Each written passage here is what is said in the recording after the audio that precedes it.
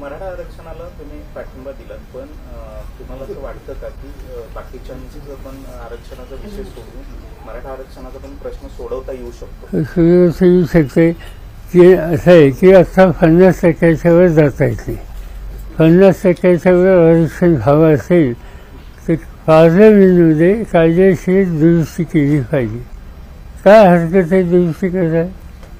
आत्ता 50% आरक्षण आहे, जाऊया 75% एक काळ असा होता की तामिळनाडू राज्यामध्ये आरक्षण हे जवळपास 78% होतं. तामिळनाडूमध्ये एकेकाळी 78 होऊ शकतं, तर महाराष्ट्रामध्ये 75 का होऊ शकत नाही? म्हणजे 50 आता आहे, 75 व्हायचं म्हणजे 25 वाढवावं लागेल. 25 वाढवलं तर ज्यांना मिळालं नाही त्यांचा विचार करता येईल, जिथं कमी आहे त्यांचा विचार करता येईल. याच्यात कुठलाही वाद राहणार नाही. आणि माझं स्वच्छ मत आहे की याच्यामध्ये केंद्र सरकारने पुढाकार घ्यावा, पार्लमेंटमध्ये दुरुस्ती आणावी.